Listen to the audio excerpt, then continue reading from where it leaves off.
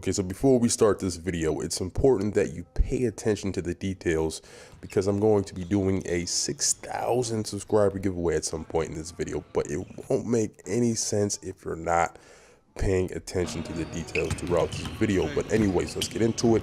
5 major points about LeBron and his supplementation. So in this video, I wanted to make sure that this video wasn't going to be another sensational finger-pointing video about how LeBron is this cheater with little to no substantive evidence, but more so an informational video on a lot of the misconceptions about PEDs in general and how maybe they could even be used in the NBA without being caught, as well as the efficacy of these quote-unquote supplements. Now, am I going to use LeBron James as an exemplar? Sure. But that doesn't necessarily mean that I'm going to be calling him out in this instance. And in fact, after careful consideration, I don't even think he may even use any of these illicit supplements, contrary to my previous beliefs. However, I think the discussion should be open to just that discussion. So let's talk about it. So the most common supplement I see people accusing LeBron of is just plain quote unquote gas. They say that he's on, the gas without even really knowing what that means or what specifically they are referring to. And the issue with that is that if the idea that LeBron is on, anabolics and that independently is what's making him a better basketball player, my opinion, that is actually very silly because from a pure basketball standpoint, that actually does little to nothing for him.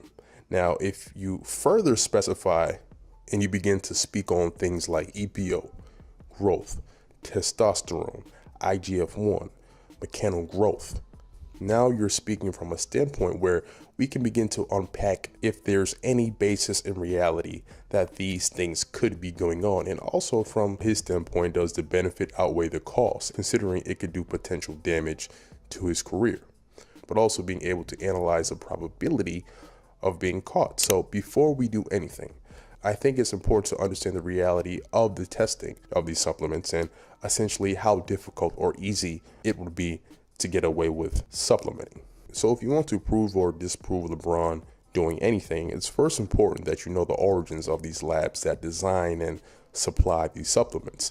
The first and most infamous one was Balco, who was actually known for supplying over 10,000 pro athletes at the time, which is huge considering how many pro athletes there are in the first place. That 10,000 number is ginormous for one lab to be supplying in comparison to how many athletes there are on the pro level to begin with. Balco was supplying Barry Bonds, arguably the greatest player of all time, Marion Jones, an Olympic gold medalist in track and field, Sugar Shane Mosley. The list goes on and on. And these are elite level athletes, by the way, not just any scrubs that are holding on to dear life to stay in the league. So that holds significant weight. Now, the man at the forefront of all this was the infamous Victor Conte, who ended up serving time, but something very compelling that he's came out and said himself that gives great context to all of this was that quote, "All we had to do is keep 2 or 3 supplements in development ahead of the one that we cranked out. And as soon as they started to figure out how to detect the metabolites in the one that we had cranked out, we switched over to the next one that nobody has ever seen. And it could take them anywhere from 3 to 6 months to even start detecting that quote unquote supplement." So for everybody that doesn't understand that and that says, well, the NBA test and, he would have been caught already if he was using and, it's too risky. That's not even remotely true, because in order to catch someone, there has to be some sort of test for it specifically. In other words, the NBA doesn't have a magic test that can tell you you're doing something you're not supposed to be doing, because the way the testing works is that they have a chart essentially with a bunch of data of known illicit supplements. And when you take the test, whether it be blood or urine, they check for what they call metabolites. Whenever you take something, its metabolites will be present in the urine or the blood for a certain amount of time, no matter what you do, even eating food. And so if the metabolites that show up match anything within their database, that means you failed the test. However, if the metabolites are unidentifiable, they can't pin you to anything. So this is why laboratories like Balco Labs had their place, because like Conte said, they can invent new undetectables every few months. They're basically always months ahead of the testing at all times. So when George Karl comes out and says things like the NBA has a PED problem, and he talks about the hard to detect blood boosters, and the NBA testing is a joke, people shouldn't be dismissive of that. Conte also goes on the record to say that he had over 10,000 athletes and he felt unlucky in that scenario getting caught because he knew of at least 12 other labs that were doing the exact same thing that he was doing. So you do the math on that, right? You do the math on that. It's over 100,000. It's a serious problem in all sports, including basketball. They don't just get an exemption because they're not bulky. But let's get back into the whole LeBron thing because that's what we're all here for. So you have to look at his career timeline and identify at which points potentially could have been suspicious if you think he was doing something.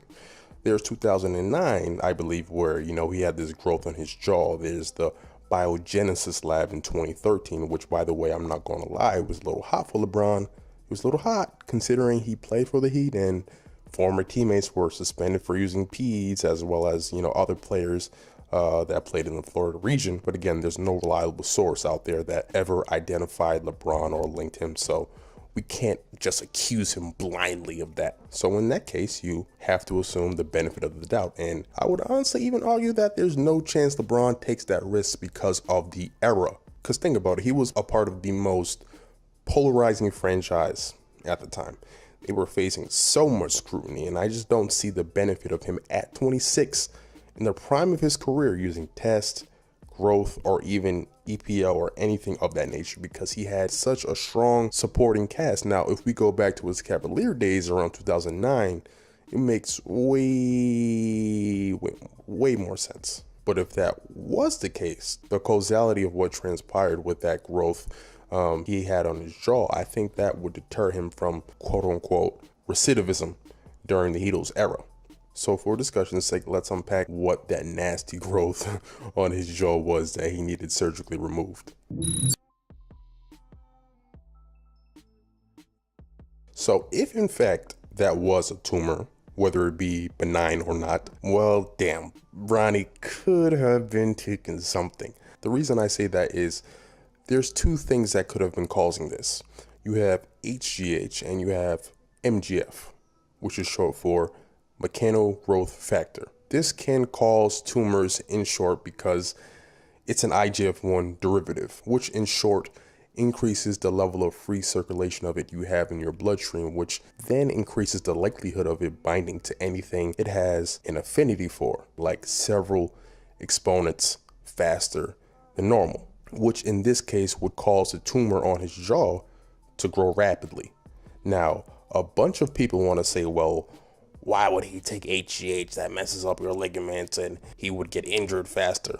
Well, that is actually the exact opposite of what it would do. And I'll explain where you may have got that idea from in a second. But what HGH and mechano growth factor, especially in this instance, have such a great ability to do is repair muscle tissue and tremendously speed up recovery, which in context of how the NBA schedule and demands is set up, unless you have a freak injury like Gordon Hayward, being on MGF pretty much makes it impossible to get injured, at least from overuse injuries, which are by far the most common form of injury in the NBA.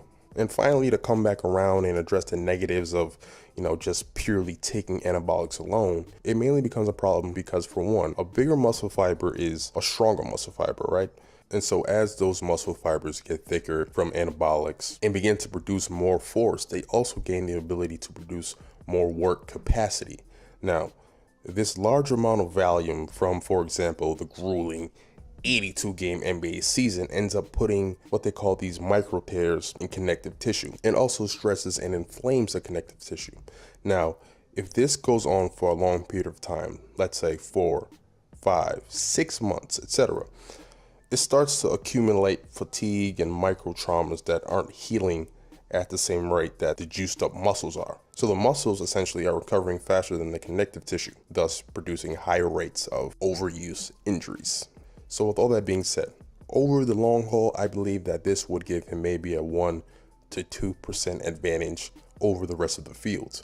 The most benefits he would get from this is perhaps at most preventative health benefits. in which most would say is a huge advantage, but I'm more from the notion that I wouldn't even see it as being that big of a problem if this was properly regulated within the NBA. However, I do think that the lax protocol the NBA has is sort of a way of blindly allowing their athletes to do what they need to do to stay healthy and put out the best product. But as far as people believing any PD would make him a better basketball player than he already is as far as a skill standpoint and things like that, I don't think that's a reasonable assessment.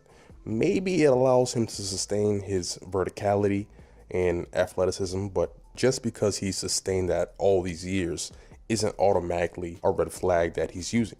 You take a look at Kobe in his 16th season with all the miles he had on him, and he still had a lot of athleticism late in his career, and he's nowhere near the raw athlete LeBron is. And medicine has advanced a lot since then, so I think we need to take all those things into consideration before we actually try to crucify him.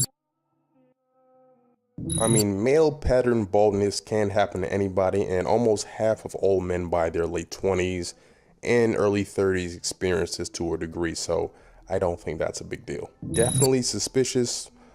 LeBron throughout his career definitely has had a couple of episodes where he loses a bunch of weight randomly in the offseason, then comes back like Superman, but you know, it is what it is, so I can't dismiss that one and write that one off. That's definitely hot. Definitely a red flag. The injury-free thing isn't a big deal for me considering he's such a big guy playing a non-collision sport. I think he just doesn't get injured because he has an amazing medical team and he's very conscious of when he needs to take time off. Normally, LeBron takes a lot of rest during the regular season when needed, which in my opinion is a good sign that he's more natural than anything. Again, when I take a look at the greatest ever, or the greatest ever, like Michael and Kobe, they didn't decline much either at all until their late 30s. Kobe was still a stud until, the injuries started to catch up to him. So I think that it's a misconception that by your early to mid 30s, you should be showing major signs of decline because there's evidence saying the opposite. And finally, the clinic and the growth on his jaw. I'm not gonna lie, that is definitely a red flag for reasons I previously explained in the video. More so the growth on his jaw than anything. But yeah, that one is certainly something that was never cleared up and does raise suspicions.